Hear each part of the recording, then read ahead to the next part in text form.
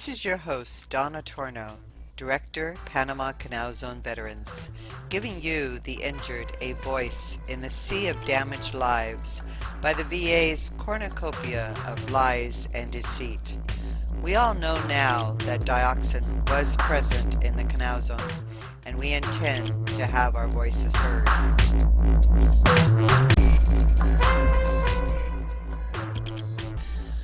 Our voice today is David S. David was an Air Force veteran, or is an Air Force veteran, and he was an aircraft mechanic at Howard Air Force Base in 1970 to 1974. Welcome, David. Hello. Hi, David. Can you tell us when you were in Panama, what your position was, and what you might have witnessed while you were there, and how how your health has been affected since you were stationed in Panama? Okay. I'll try to keep it straight to the point in a condensed version. I was there a year and a half. I was brought in as a maintenance person and ended up being a crew chief before I left there, all on the flightline. And if you look at the geographical layout, the flightline for the pararescue group was right next to the runway. I noticed about a year before I was to rotate back to the States that I saw a lot of C-123s going up and down the runway, fogging.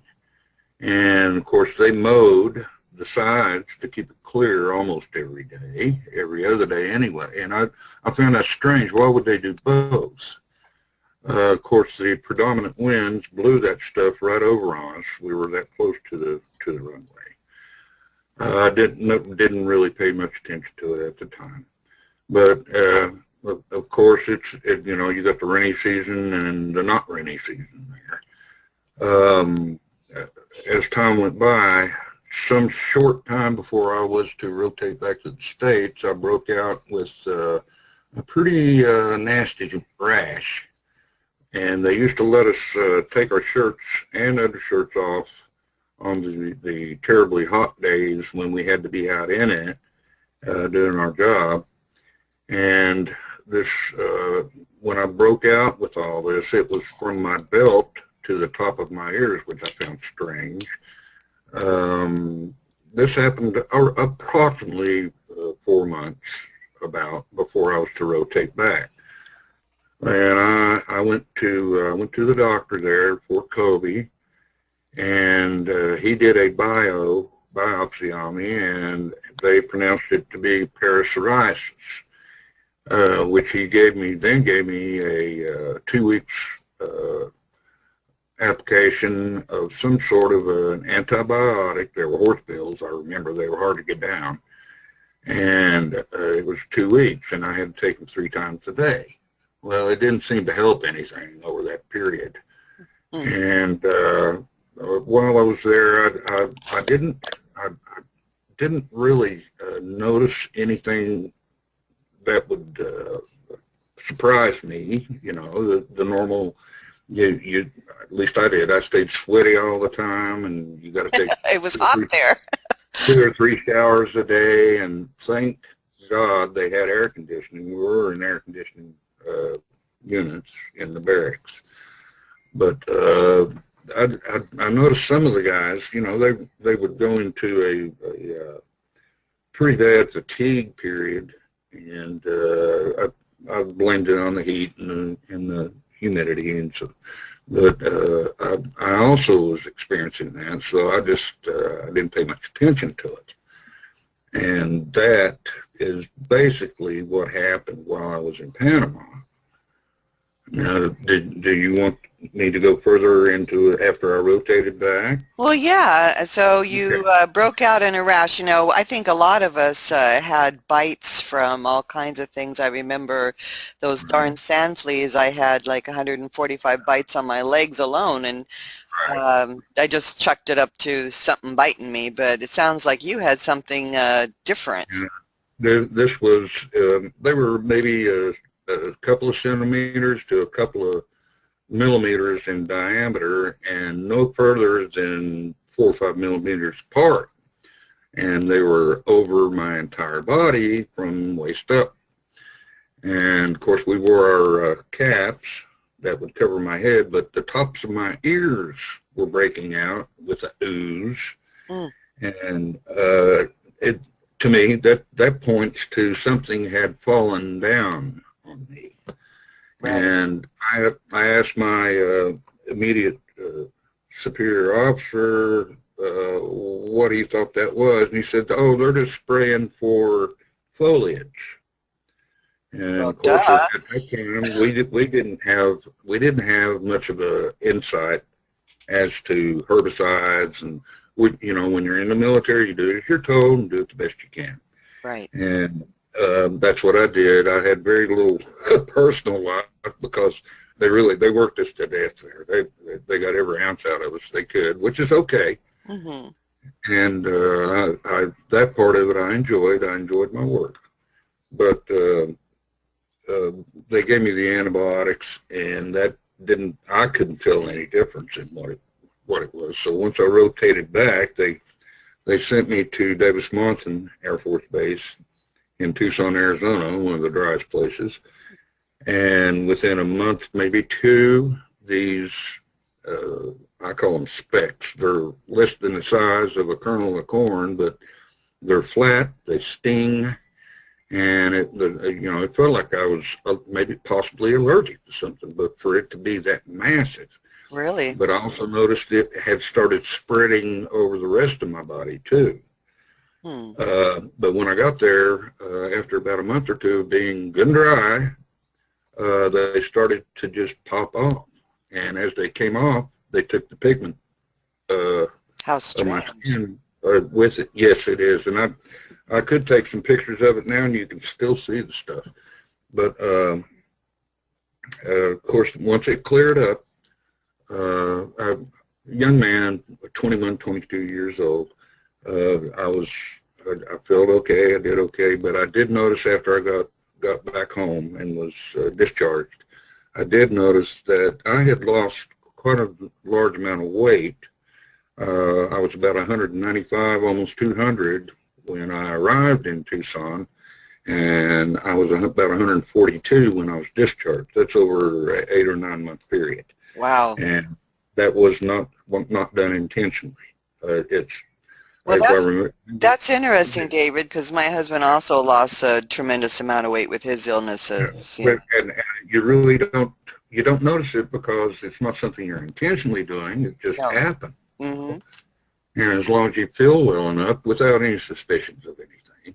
Right. And even through the years, after I was discharged, even through the years, I never paid much attention to any of that until I had about a year, a little bit better, that I was just constantly fatigued, way over fatigued.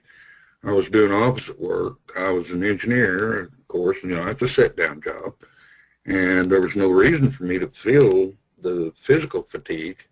Maybe the mental I could understand because it was a pretty high-stress job.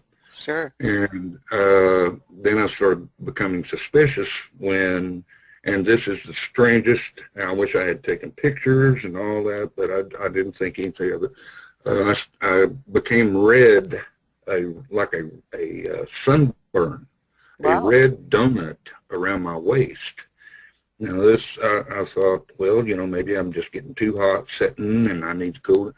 But this thing continued on, and I started having terrible headaches and several other symptomatic things. And this donut carried over about a 3-week period.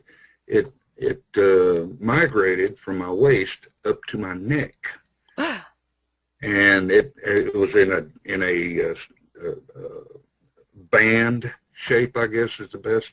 And I remember thinking, I hope this doesn't go on up onto my head and around my cranium, and it did.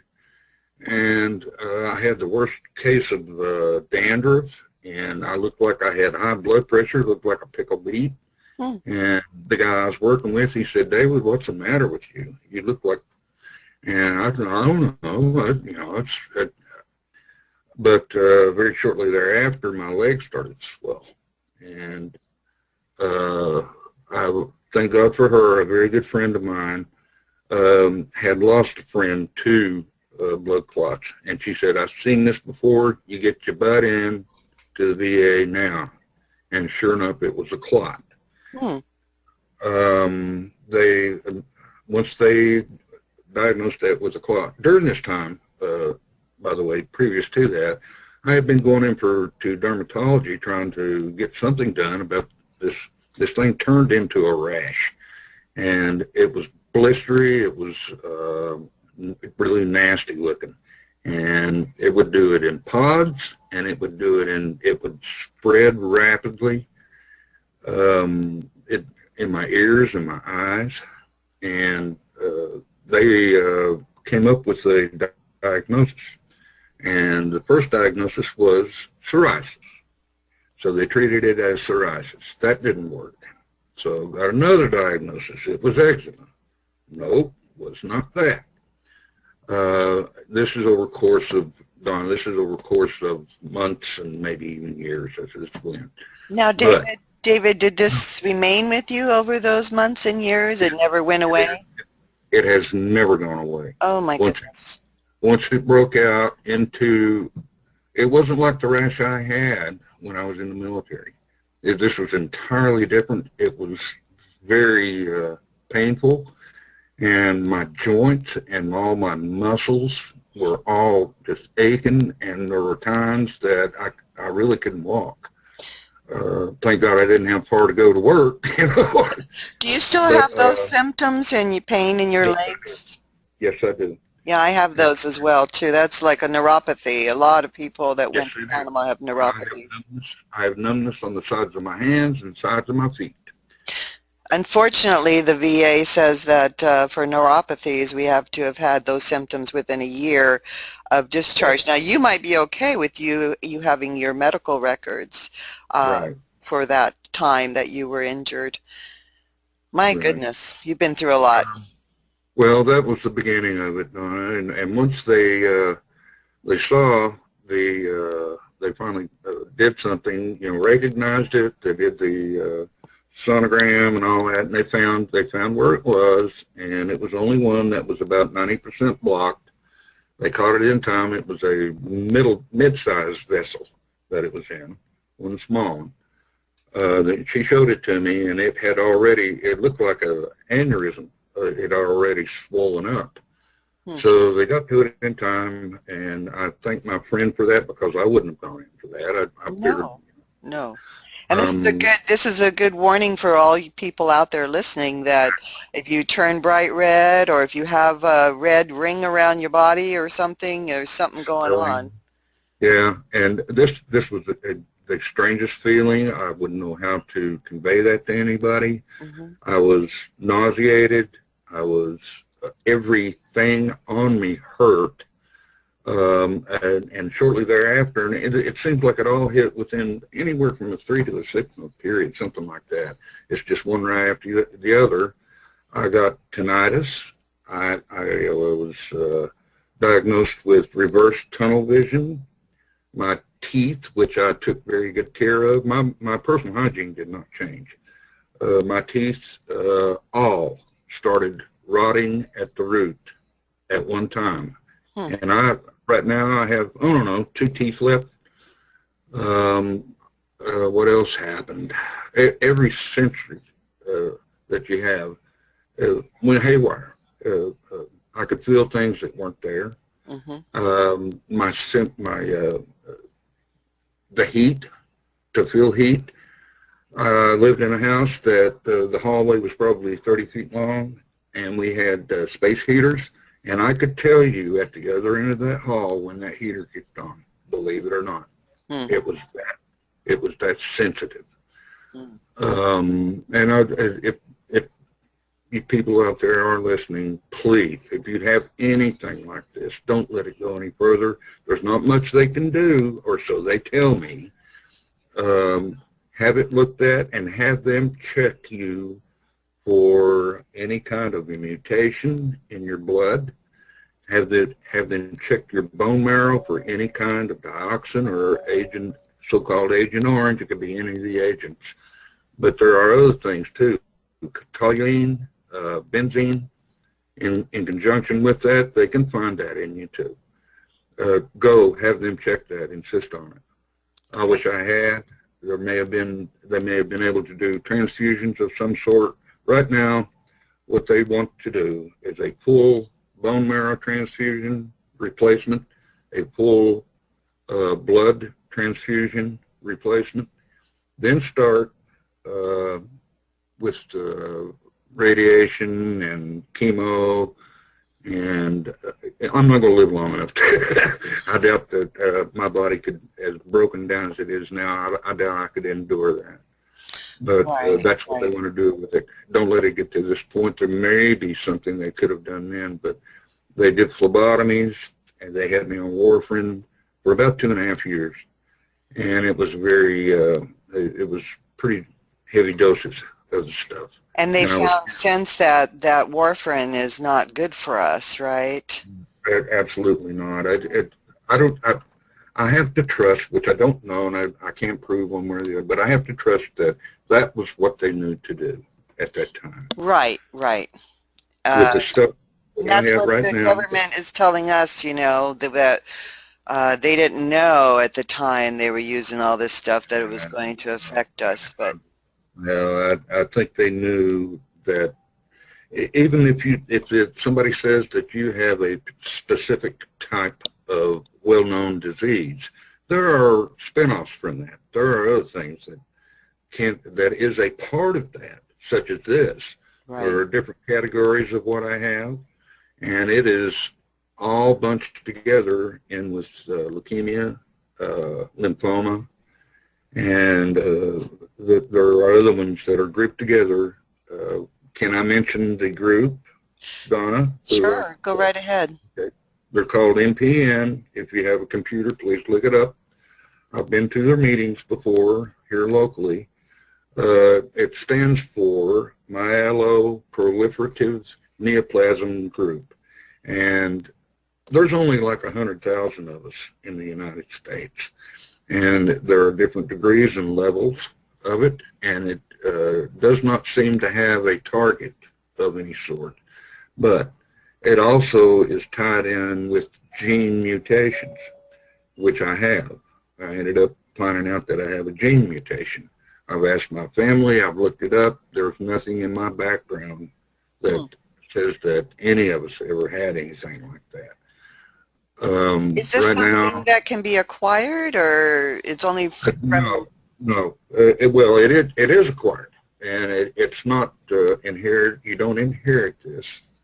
But as so many of us that contract certain diseases, and then the guy right next to you doesn't contract it, everything has to be, all those ducks have to be in a row. If you are your genetic makeup and your metabolic and your physical makeup is right, you can get it. Now the guy right next to you, if he doesn't have that exact, the specific thing, he won't get it. Right. And the polycythemia is that way. My understanding right now. It is a cancer. They didn't know how else to categorize it because it's a cellular, your cells do not behave correctly. They're now looking at protein and T cell. They're researching that, and I'm glad they're trying to break away from all this chemo and radiation stuff, because I will not do that.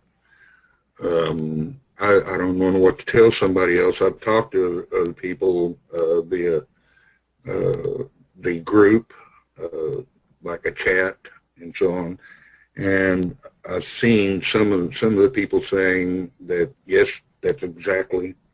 Theirs might differ a bit on the symptoms, but there's not very much on my body right now that hasn't been affected by this. If you can imagine your blood The first time that they did a phlebotomy on me, Donna, the blood was black. It had no color whatsoever. Hmm. And as we went along, the more and more as they took out, it began to gain a little bit of red color to it. Hmm. But that got my attention. That did scare me. It shouldn't look that way. Right. Now, David, do you know other veterans that have similar situation going on? Yeah. Yes, I do. And this has only happened over the last 2 to 4 years or so. I had all but given up. And I was in contact, and I became a member of the NPN group and all that.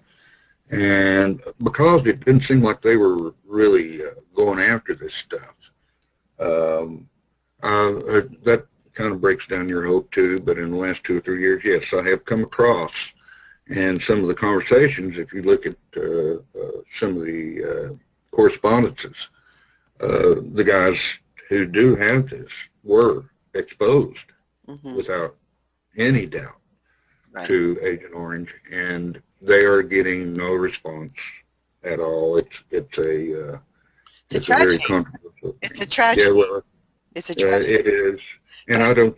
My personal opinion, my personal feeling is, what has happened to me is not any different than somebody that was in the military, was exposed to, right now they're saying polycythemia. The only thing they can point out is being exposed to atomic radiation. And it's no different to those people that are suffering through, that gets in your bones and in your bone marrow. Right. And it never goes away. Right. And that's how this is. Right. I've got a feel in it that I'm any different than any of the rest of them. I was going to work till I was 70. I had to quit quite a few years ago because I could not even do an engineering job where it was a desk job. But it robs you of your attention. Your nerves are shot. You're constantly fatigued. You have physical aggravations and aches and pain, and they just, because, and I have to believe this, because it hasn't received the same attention as, let's say, breast cancer or tumors or things like that, which, by the way, it does have tumors, but they're so minute that it doesn't cause, if it does metastasize, I'm sorry, my teeth are bad. I can't. That's okay. Then those tumors, they rendered that if it does go, it only takes a couple of weeks, and there's nothing they can do. Yeah. Which is, to me, that's a blessing. I've seen people suffer, but I don't see myself as any different to anybody else, and I have found nothing that points any other direction. As a matter of fact, it took me 2 or 3 years of looking, and I did all my research, and it has to be what I was exposed to while I was in Panama. Well, yeah, and you've read my book, David, right? Yes, biggest part of it, dear, and it's wonderful. There's, there were so many things that we were exposed to, and just like the book Silent Spring, where Rachel Carson and the entomologist wrote in her chapter on elixirs of death, all of those pesticides were down in Panama, and they were used regularly for 20 years. And just like you said, the guy next to you might not be affected by the same thing that you were affected by.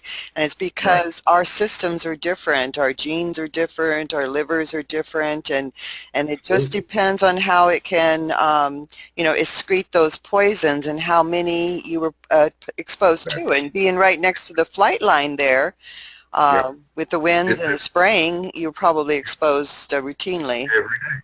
It was every day. Right. That's why I had the question, why are they doing this? If they spray once a week, wouldn't that be enough? But they were mowing on top of it, and they had those 123s going back and forth every day. Right. So something's up with that, Right. If it doesn't affect you immediately, I think being human, you don't pay much attention to it. Right.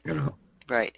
And I don't know in the 70s, well, actually, you know, in my book in the 1959, the shipment was actually Agent Purple, which is like way more potent than Agent Orange. And then they had Agent Pink, which is also as potent as Purple, and They then call it Agent Orange. amber. But when they burnt it at sea in 77 and they tested uh, those that what they thought was Agent Orange out there at the island off of Panama. When they burnt it Right, in 77, they actually found Agent Purple there. right. So I don't know if it was stored all those years or they were still using it all those years or what the deal Well, was. rumors and so on and so forth, but sometimes there's something to a rumor, and those rumors were flying around when I was there. Hmm. That there was all kinds of barrels of stuff that they had taken out there and buried, and because of storms, they were starting to be exposed. You could see the barrels peeping up through the sand.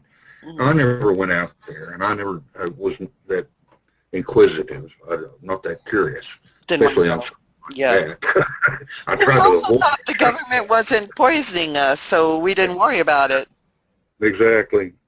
Sandblast Islands is what I remember them to be.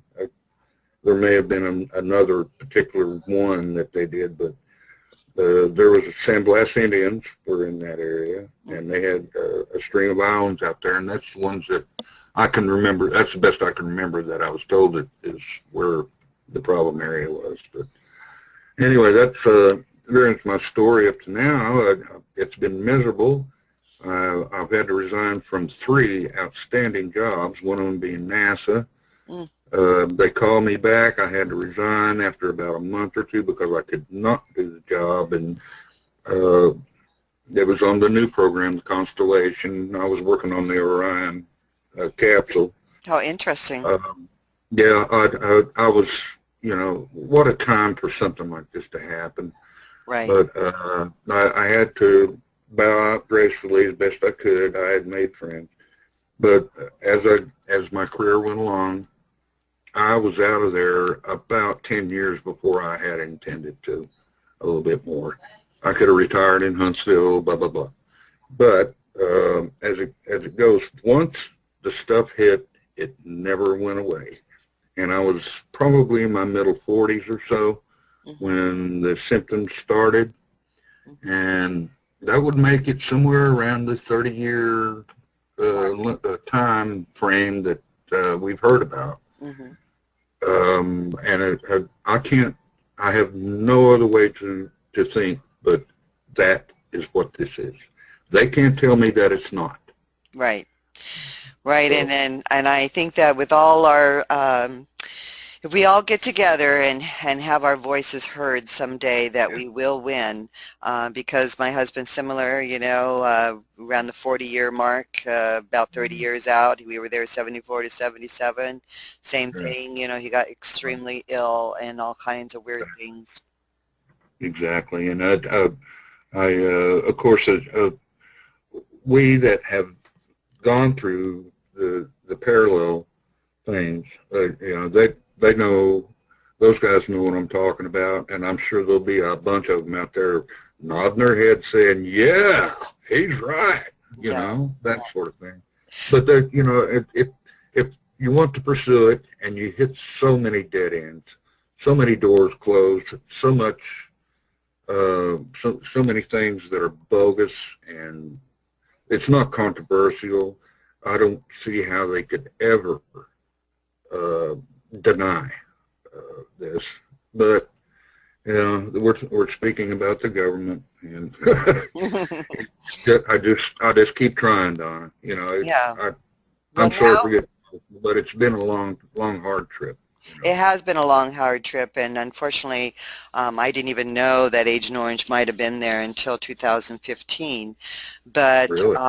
that's right, you know, and all those years, 24 years, my husband was in and out of the hospital, and we just never put 2 and 2 together that it could have been Yeah. something that It poisoned it us. it, it took me some years before it all just kept, it came to only one conclusion. There was nowhere else to go with it. I reached out, went way out, thinking, could it possibly be this? Could it possibly? It Sure. all point to that. It can't point any other way. And that's when I started pursuing it. And sure enough, now I'm in that vicious cycle that I'm on my fourth appeal, and hopefully something, if I do nothing else, Donna, it will be for others, you Yeah. know. They get enough, they hear this enough, they might find the validity of it. You know, they behave as though it's not valid. And Right. that not only is that it's not embarrassing, it's frustrating and it's disgusting. It is extremely frustrating and disgusting how the veterans are being treated. David, how long has your when was the first time that you filed? Oh, mercy.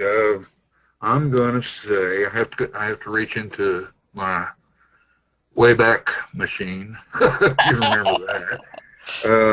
I'm thinking around 2006 to 2008, round in there somewhere. Okay, this has been a long haul. And you It, did say that you got something for tendonitis or something? yeah, ten, tinnitus. They without any kind of provocation or inquisition or anything like that. Just all of a sudden, boom, I get an appointment in the mail that I'm to be over there. And it didn't even say what for. So, of course, being the astute that I am, I was there on time. And it was a hearing test. And I had no idea what it was about, or because when I had filed, I had listed several things on there, the reason why I'm applying for disability. Mm-hmm. Hearing was one of it, tinnitus. They tested me twice, and they had to wait a while and then test me again. And within 2 weeks, I got the letter saying you have been granted a 10% Okay. rating. It started with 0. Mm-hmm. I have no idea how this thing works, Donna. It started with 0, and I of course I kept the papers, but I kind of blew it off. What does that mean? It means Mm-hmm. nothing. Next thing I know, within a week or 2, maybe 3, I get another one saying you have been rated at 10%, and you will receive this, so on and so forth. Well, that wasn't something that I specifically focused on in Right. my submittal when I had applied, but sure enough, it came out of nowhere, and bang bang, they had it done. In the meantime, I had been in close communication with our veteran congressman, and he is, by the way, an MD. And I was talking with his assistant, I was real pleased with the conversations that we had, and he was very sympathetic to any veteran who was being dragged through the mud like this. Mm-hmm. And I believe that had an influence on what had transpired shortly thereafter. Mm-hmm. But yeah, it's for tinnitus. It's a ringing. Mine is so loud at times that I cannot hear. Mm. All I can hear is the screaming. And you talk about hard to sleep. But they didn't put down that the tendonitis was caused by pesticides. They caused by No, noise, right? they said it was due to the high pitch exposure, Right. which they made us wear those Mickey Mouse ears all the time. That's what we call, but to prevent that, Mm. and we did. Mm-hmm. So some of it may have, but in order for it to do the damage, as we speak right now, it's screaming, and it's screaming out of both ears, which makes it balanced. Stereo is balanced in the middle. They always ask me which ear. It's both ears. It's square in the middle, like your inner ear is causing it. Wow. Wow. They don't go very much further with it after that. Right. So they skip the cancer stuff and the skin stuff and the pesticide Yep. stuff because they don't want to admit that pesticides or herbicides were ever used in Panama. Well, we're going to change that with all our voices heard, David. Well, I hope so. And here's something else for all these people that may or may hear this. Do not let them treat the symptoms. Let them treat the problem, the source of the problem.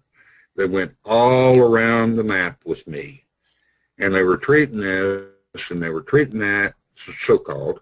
They've given me very expensive hearing aids, and I kept telling them this does not help. Mm-hmm. This is not helping me.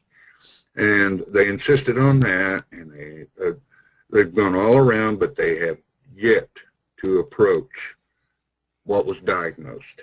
Right. And also the warfarin, which isn't good for you, and they gave that to you for a long time. And same thing with my husband. They would give him all kinds of things that weren't helping, but just, Right. you know, covering up the symptoms. And so you got to be careful out there, everyone, when they try to give you drugs just for the pain, then you can get hooked on other stuff and have other symptoms that worsen the first ones you had in the first place. Just like the warfarin, I had to trust the physician. Right. Well, if you can do that to a degree, but the way things are now, you got to do a self-diagnosis. If the stuff is not working, as soon as you possibly can, get back to that physician and tell them, Mm-hmm. this is not doing what you told me it would do. Yes. Okay? Yes. And I guess being naive as I was and trusting, which I know very little about. Well, I know more now than I want to, but at that time I was not interested in or knew very little about medical things. Mm-hmm. And I trusted them to be professional. Don't do it. Just don't do it. And also, everyone out there listening, when you go to the doctor, if you're, you know, affected by Agent Orange in Panama, or if you're just going to the doctor on your own for anything, make sure you get a copy of that day, whatever they did to you, whatever they said to you, whatever they gave to you, because years from now, like the situation we are in, 30, 40 years later, we're having these symptoms that we want to find out why, and the government a lot of times tells a veteran that they cannot find any of their records. Which is, I've come across that with several of my fellow veterans, and they seem to have a problem maintaining those records. And if you do not keep the original yourself, then you have all that work to go through again, because they have a way of disappearing. And the fire that they had, if you remember that, Donna, there were so many records wiped out there. I hope those people had at least a copy of those. When was that fire, David? No, I don't know. Wasn't that in it seemed like it was in late 70s, early 80s. Uh-huh. Somewhere around in there. I could look it up for you. Was that at the Missouri? Is that at Missouri? That's where the bank where they supposedly kept the large portion of the VA records. Of the VA medical records. Wow. And it didn't burn all of them, but I have run into people that said, oh, they're gone. They burned. So, you know, if you have it, keep it, and it's as valuable as anything you'll have. It's golden. Keep it, yes. And for your children, too. You know, if you have small children you're taking to the doctor, make sure you get copies of everything, because you never know what they may have given them and caused something later on down the road. Absolutely. It's a very, very widespread impact of what those records are. Wow. Well, David, I wish you the very best, and I thank you very much for coming on. And well, I hope I was of some help, Donna. I believe in what we're doing. It's like they keep telling you, don't give up, and just keep going and try to get more and more intelligent about this thing. Right, and keep if you're in appeals, keep your appeals alive.